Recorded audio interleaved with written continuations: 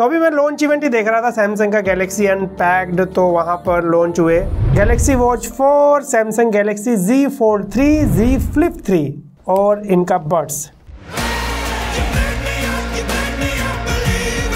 तो सोचा क्यों ना इनसे रिलेटेड अपने थॉट्स को शेयर किया जाए। जय हिंद दोस्तों, क्या हाल है? मेरा नाम है राकेश। मैं काफ़ी टाइम से आपको पता है कि ये नोट 10 प्लस यूज़ कर रहा हूँ और मैं इसको वेट कर रहा था अगले नोट सीरीज़ का। नॉर्मली जो फ्लैगशिप फ़ोन होते हैं ना, जो थोड़े महंगे वाले आते हैं, उनको नॉर्मली 2 साल में अपग्रेड करना चाहिए। रीज़न ये होता है कि हर साल फ्लैगशिप में इतना ज़्यादा अपग्रेड नहीं आता जितना कि 2 साल के गैप पे मिलता है, 3 साल पे और ज़्यादा। लेकिन यहाँ पर नोट सीरीज़ नहीं आई, यहाँ पर है मेन Z Flip 3 और Z Fold 3।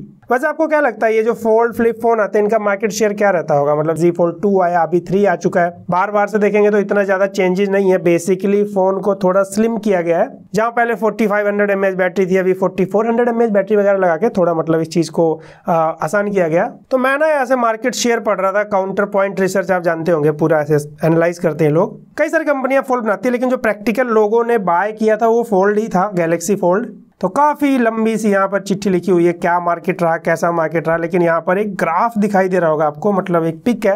इस रिसर्च के हिसाब से ना 2020 से 2021 में 3x ग्रोथ होने वाला है।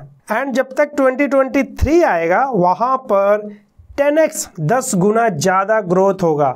और ग्राफ के हिसाब से अगर आप देखो ना, 2021 में सबसे ज्यादा मार्केट शेयर सैमसंग के पास रहेगा 88% अराउंड। और यहाँ पर 2023 में मे बी एप्पल के फोल्डेबल फोन आ जाए तो भी यहाँ पर जो मतलब मार्केट में लीड करेगा। लेकिन हाँ, क्योंकि अदर्स जो है वो भी कंपटीशन में आएंगे तो कंपटीशन और ज्यादा बढ़ेगा। तो फोल्डेबल का जो फ्यूचर है इसके हिसाब से, इस रिसर्च के हिसाब से काफी ज्यादा एक ग्रोथ है।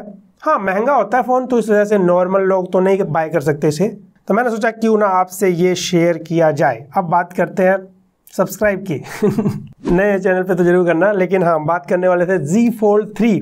4-5 चेंजेस आपको ना मोटा मोटा दिखाई देगा। सबसे पहले तो IP रेटिंग है। अब ये IP रेटिंग मतलब IPX8 शो कर रहे हैं। आपने IP67, 68 ऐसे रेटिंग सुनते हो ना, तो यहाँ पे X8 मतलब पहला वाला जो X होता है ना, डस्ट के लिए होता है। 8 जो सेकंड नंबर होता है ये पानी के लिए होता है, वाटर के लिए। बड़ा नंबर मतलब बढ़िया प्रोटेक्शन। 7 होगा तो कम प्रोटेक्शन, 6 होगा तो और कम प्रोटेक्शन। तो जो आप IP68 फ्लैगशिप फोन में देखते हो ना, तो यहाँ पे 6 नहीं है और 8 नंबर सेम है, वाटर रेजिस्टेंट वैसे ही मिलेगा। क्योंकि फोल्ड फोन है, अंदर आपको भी पता है छोटे छोटे जब जहां से बंद होता है फोल्ड होता है, हल्का सा गैप वगैरह तो होता ही है, तो वहां पर केयरफुली थोड़ा यूज करना ही पड़ता है। तो उससे प्रोटेक्शन हो सकता है फ्यूचर में मिले। लेकिन अभी की डेट में एक फोल्डेबल फोन को भाई वाटर रेजिस्टेंट बनाना, जहां पे मूविंग पार्ट्स हैं, ये एक नई चीज तो है।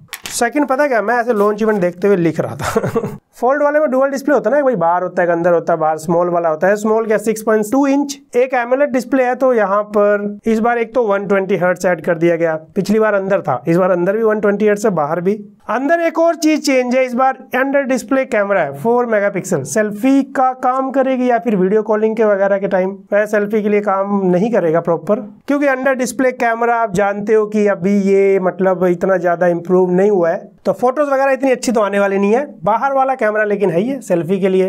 पर्सनली मेरा क्या ख्याल है, मुझे तो सही लगा। रीजन ये है कि बाहर एक सेल्फी कैमरा तो मिल ही रहा ना, अंदर जब हम फोन को भाई पूरा खोलते हैं बड़ी डिस्प्ले के लिए, वैसे 7.6 इंच हो जाता है, तो यहाँ पर कम से कम पूरा डिस्प्ले एक्सपीरियंस मिले तो एक बेटर रहता है। तो इसको मतलब बेसिकली ऐसे समझ सकते हैं, फोन को अनफोल्ड किया हुआ और आपका वीडियो कॉल आ जाता है तो काम आ जाएगा। अदरवाइज बाहर छोटी स्क्रीन वाला कैमरा ज्यादा काम आएगा। बाकी पीछे तो है ये 3 कैमरे फोन के मेन, तो टोटल 5 कैमरे हैं। बाकी कैमरा एक्चुअल में कैसा है वो तो फोन आएगा तो इस बार पूरा इरादा है एक्सपीरियंस करने का। तो ये 2 बड़े चेंज है। और पता क्या चेंज है, गोरिल्ला ग्लास विक्टर्स की प्रोटेक्शन है, यानी कि डिस्प्ले पे थोड़ी मजबूती बढ़ गई। क्योंकि जो फोल्डेबल फोन होती है ना, इनकी डिस्प्ले अलग होती है, सॉफ्ट होती है, मतलब ऐसे दबाएंगे तो दब जाती थी। एस पेन से मतलब अगर उस पर कुछ भी करेंगे जो फोन में होता है, उसके डिस्प्ले में निशान पड़ सकते हैं। तो इस बार इस प्रोटेक्शन की वजह से एस पेन को सपोर्ट करेगा। लेकिन ये वाला एस पेन नॉर्मल नहीं है, जैसे ये वाले फोन का अगर मैं एस पेन निकाल के उस पर यूज करूंगा, नहीं, अलाउड नहीं है, क्योंकि ये वाला ना काफी हार्ड होता है।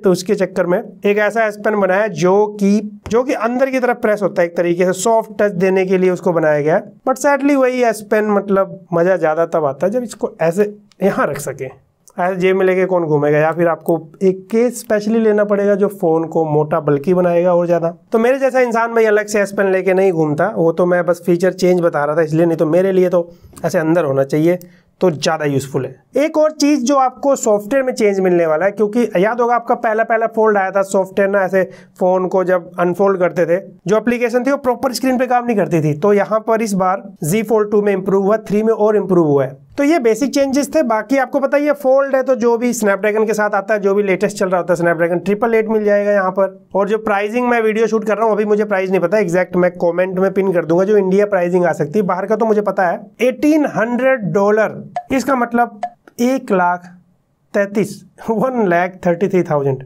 और ये जो Z Flip आता है इसमें ये सस्ता होगा। आप सस्ता मतलब ऐसे मिड रेंज वाला नहीं कहने का मतलब, वैसे मिड रेंज में होता है कितना मजा आता है ना।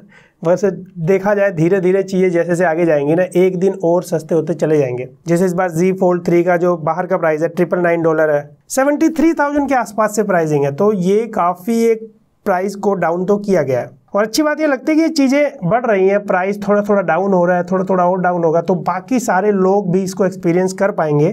तो ये था बेसिकली इस बार Z Fold Z Flip की कहानी। कोशिश करूंगा मैं इस चैनल पर इन फोन को लाने की। आप किसके लिए ज़्यादा एक्साइटेड हो, किस में ज़्यादा इंटरेस्टेड हो, कमेंट करके बताना। और मैं अगर बाय करता हूँ तो फिर ये मेरे लिए तो पहली बार एक्सपीरियंस होगा, जिसके लिए मैं काफ़ी एक्साइटेड हूँ। आप कितने हो, कैसा लगा फ़ोन, ये सब कमेंट करके बताना। आई होप आपको वीडियो पसंद आएगा। पसंद आए तो लाइक शेयर सब्सक्राइब जरूर करना। मैं मिलता हूँ आपसे अगली वीडियो में।